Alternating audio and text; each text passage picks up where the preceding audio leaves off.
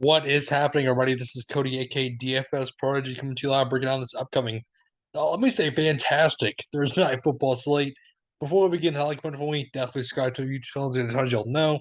Let me say, this is one of the best Thursday night slates out there, isn't there? I mean, it's the Pittsburgh Steelers versus the Cleveland Browns. What could go wrong? What's wrong with this game? Ah, Who knows? It's a nasty, nasty slate. But there's money to be made. It's a showdown slate. You'll know I love showdowns more than main slates. You know I have to break it down. You know I have to play it and write about it. Um, like I said, I'm ready for the slate. We got a. I think there's a couple edges that we can certainly look at, but let's just start it off. Well, let's go with Cleveland first. So Cleveland, Nick Chubb, obviously you lock and load. You have to play Nick Chubb. It's the best option on the slate.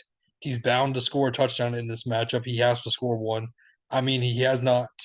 Um, he scored three against the Jets. He scored zero against Carolina. You have to love Nick Chubb here. You have to love the matchup for him. He's getting the attempts. He's getting the run. It's a fail-proof option on the slate. Whoever's going to get you the most production, 9 times out of 10 is going to be Nick Chubb. Amari Cooper, though, is the interesting co-part. Do I like Amari Cooper? I do. He's getting targets 6 and 10. He's the one of the main targets, obviously, for Jacoby Brissett. I don't mind this matchup for him. I think this is a good matchup. And then Brissett, 8-8. Again, he looked good last week against the Jets. I'll take 16 out of him any day of the week. Um, do I like him? I do. I do like Brissett. It's just how are you going to fit in the three studs?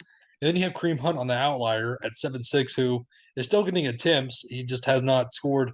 He didn't score last week, but he did score in week one on the air and um, on the ground. So again, this Kareem Hunt, is he getting the attempts? Yes. I think he's a good option also. That's the problem is I like these top four options for the Browns. So we're going to have to find value in order to succeed on the slate.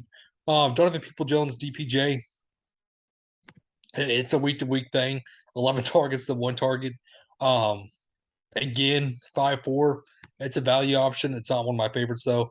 The spot that I want to look at is the tight end because Harrison Bryant is questionable. But David Njoku, I don't mind him. I don't mind him at 5-2 if he's going to be the lone tight end because if you look at the slate, I'm not really trusting Forrestall. I mean, they just signed him to the practice squad on Wednesday.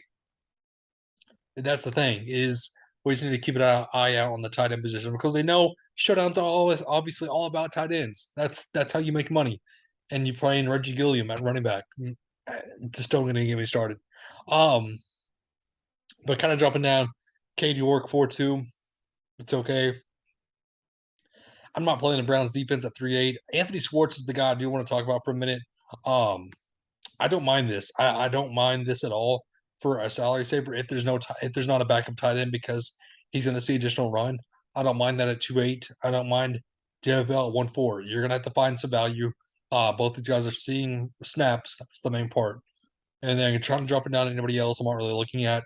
Let's go to Pittsburgh. Najee Harris, not 8.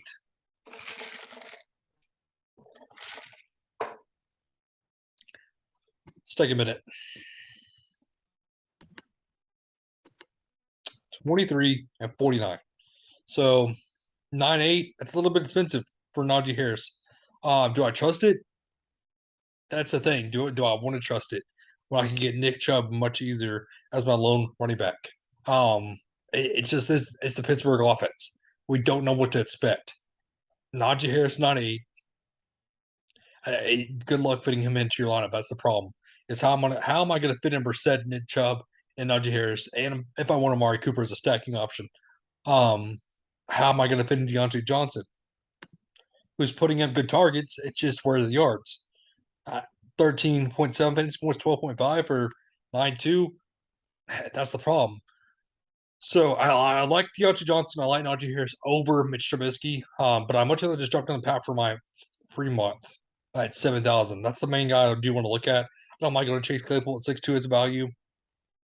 George Pickens, he's seeing the snaps. It's just he's not getting the targets. But he's seeing the snaps. He's seeing 90%. He's seeing 90% of the snaps. So at 4-8, I do like that. And this is where it gets disgusting.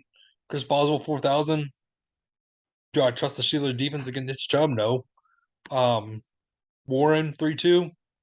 He saw 4 attempts, 3 attempts. Not really productive at all. Zach Gentry. He secured both his targets in week 1, but nothing in week 2.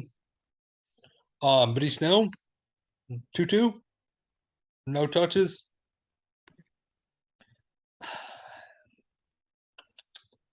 So that's the problem, is where are we going to get our value? So where I'm kind of looking again, I'll take a shot on David Bell. I will.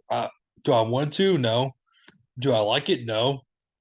But he's going to be on the field. He's going to see a couple snaps here and there, more so than the Steelers are. Again, do I want to drop down to play a kicker? If I have to, I will. I'll play Cade York. But like I said, the main targets I want to look at, I do like Nick Chubb. I do like my stack with Brissett and Cooper if you think Cleveland's going to win. I don't mind going to Pat down here at 7,000. Chase Cole 6-2. I don't mind that going down to that. But I'll have an article out later this week to kind of break it down even more. But that wraps this video for us, guys, though. Thank you for tuning in. It's a great safe rest of the night. Have a good one, everybody.